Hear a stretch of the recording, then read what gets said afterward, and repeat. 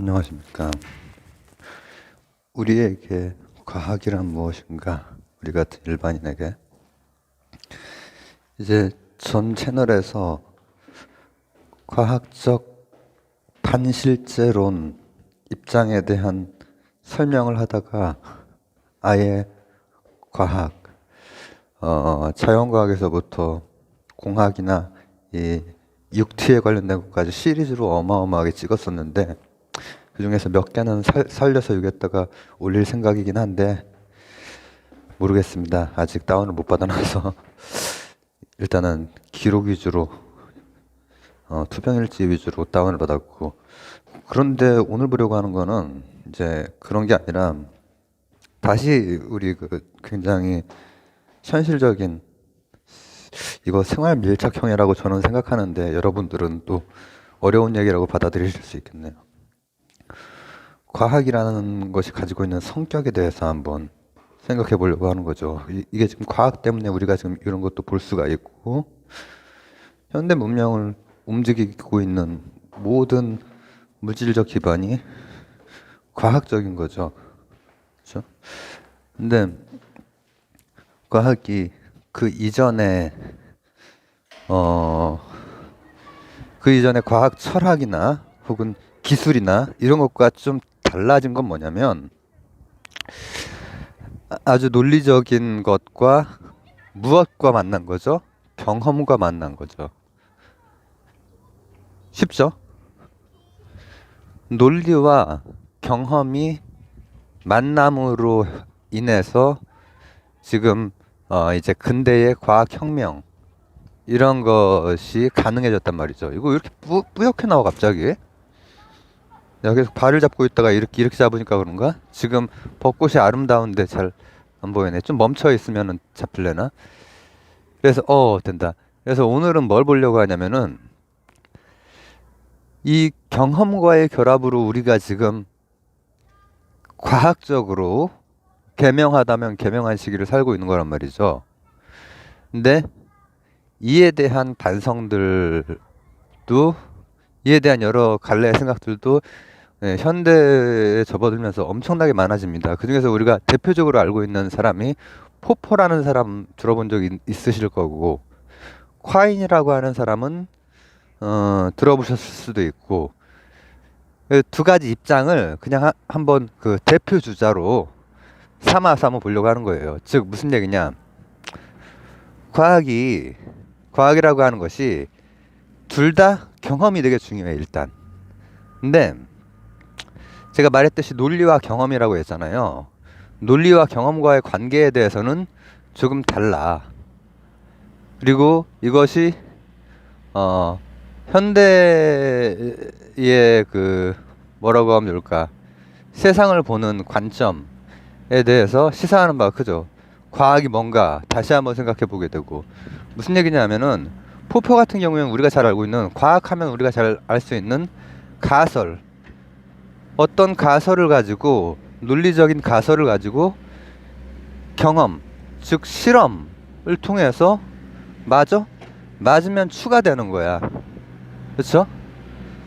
근데 이제 콰인 같은 경우에는 가설만 가지고 되는 게 아니다. 가설에다가 기존의 지식이라든지 또 여러 가지 조건들, 우리가 정말 이 세상은 조건의 그 변수가 무한대기 때문에 AI가 힘든 게 뭐냐면은 이 무한대의 정보를 사람처럼은 처리를 못한단 말이에요. 그래서 특정한 좁혀놓은 범위에서만 엄청나게 사람보다 뭔가를 잘하지, 사람은 무한대의 변수 속에서 무한대의 여러 자극과 또 여러 욕동과 이런 속에서 이렇게 생존을 해나가는 거죠. 더 나은 생존을 해나가는 거죠. AI와는 많이 다른 말이야. 근데 포퍼의 관점은 바로 가설과 기존의 어떤 지식들과 조건들과 이런 것들이 다 결합되어 있기 때문에 이런 것을 포퍼 같은 경우에는 논리 실증주의라고 해요. 들어보신 적 있죠? 논리 실증주의. 그리고 콰인 같은 경우에는 총체주의라고 해요. 총체주의. 근데 이게 이전 채널과 그 연결이 좀 되는 거라서 조금 얘기하기가 그렇긴 하지만 나중에 하나하나씩 뭐 다 짚어가죠. 뭐 너무 아깝다. 그리스 헬레니즘 막 이런 거 다 정리해놨었는데 이게 뭐냐면은 어떻게 보면 아리스토텔레스와 우리 그 유명한 아리스토텔레스와 또 그만큼 유명한 우리들 대부분에게는 그만큼 유명하진 않겠다. 그죠? 라이프니츠. 이 두 사람의 논리학의 차이이기도 해요. 즉 근거율. 가설을 통해서 딱 추가가 되는 거예요. 지식으로. 그다음 라이프니츠는 라이프니츠의 다른 측면을 말하는 거 아닙니다. 충족 이유율이라고 하는 논리학. 이것은 아주 혁명적인 것이었거든요. 그 이전과 다른 논리학을 갑자기 충족 이유율. 근데 이게 콰인의 총체주의적인 뭐랄까 접근 방법, 관점과 통한단 말이죠. 그래서 근거율과 충족 이유율에 대해서는 뭐 제가 몇 차례에 걸쳐서 전에 얘기한 적이 있는데 나중에도 다시 얘기를 할 거고, 근데 그걸 다시 얘기하려면 지금 길어질 것이고, 그게 아니라 다시 한번 과학이라고 하는 것은 결국은 어떤 논리적인 것, 그것은 주로 뭐겠어요? 논리니까 논리학 자체거나 수학이겠지. 그리고 경험 통해서 말이 된다라고 하는 것이 하나하나씩 추가되는 것이냐, 아니면은 굉장히 총체적인 것을 통해서 진리를 알아가는 것이냐, 이 차이란 말이에요. 둘 다 경험은 중시해. 이해가 가시죠? 근데 포퍼 같은 경우에는 가설에 의한 추가이기 때문에 논리 실증주의라고 하고요. 논리가 그 앞쪽에 그 단단한 부분이겠네. 그리고 실증주의가 바로 경험, 실험을 통한 것이겠네. 그리고 콰인 같은 경우에는 가설뿐 아니라 기존의 어떤 지식들이나 다양한 조건들까지 다 따져봐야 되기 때문에 총체주의라고 해요. 총체주의. 근데 여기에서 하나만 넣어보자면 명제에 대한 생각이 달라요. 이 두 사람은. 재미 되게 없겠다. 명제가 나오다니. 수학의 정석에서 집합과 명제가 나오는데, 명제에는 분석 명제와 종합 명제가 있는데 아주 간단하게만 얘기를 할게요. 분석 명제는 아주 수학적이고 동어 반복적인 명제예요. 이를테면 삼각형의 내각의 합은 180도다. 여기에는 토달 게 없잖아요. 우리가 그 기존에 알고 있는 유클리드식의 기하학적으로 보면 토달 게 없죠. 비유클리드적으로 가면은 이제 어떻게 보면은 일반화된 기하학이 펼쳐지면은 리만 기하학이라든지 그러면 깨지지만, 근데 그게 따지고 보면은 같은 말 동어 반복에 불과하거든. 수학이 어려움 논리학으로 더 쉽게. 총각은 총각이다. 쉽죠? 동어 반복이잖아. 총각은 미혼 남성이다. 쉽죠? 동어 반복이란 말이야. 이런 걸 분석 명제라고 해요. 그리고 종합 명제는 지금 이제 포퍼가 얘기하는 어떠한 실험이나 경험을 통해서 새로운 것이 추가가 되는 것이 종합 명제예요. 분석 명제, 종합 명제가 기본적으로는 그래요.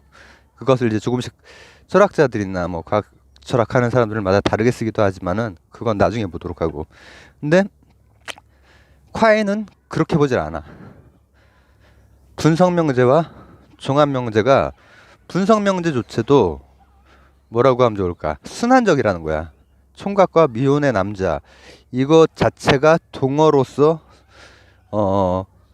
순환적이기도 하지만은 이 두 개가 동어 반복이라고 하는 것을 다시 한번 그 필연성을 증명해 줘야 되는 그 요소 자체도 순환적이다라고 봐요. 그래서 이 사람은 어떻게 나누냐면 지식을 수학이나 논리학과 그리고 과학으로 나누는 것이 아니라 중심부 지식과 주변부 지식으로 나눠요.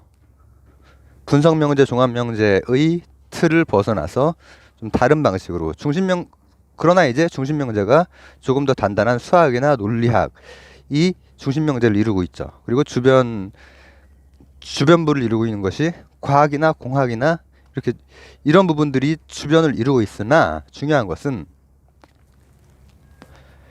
이 콰인의 총체주의에서는 반드시 중심 명제의 허락을 받아서 주변 명제가 하나씩 승인을 받는 것이 아니라 주변에서 뭐가 발견된 것이 중심을 흔들기도 한다는 거예요.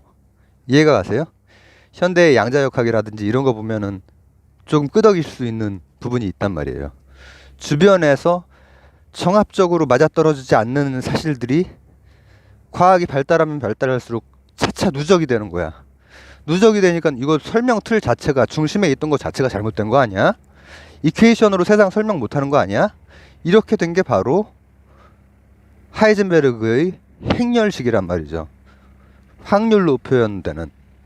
그리고 이제 슈레딩거의 방정식 같은 경우에도 이퀘이션처럼 보이지만 사실은 거기에 들어간 것이 확률이란 말이죠. 확률. 들어간 변수 자체가.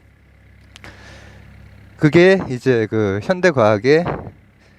현대의 그 과학을 보는 어떤 관점, 크게 봤을 때 하나는 논리실증주의와 그리고 또 하나는 총체주의.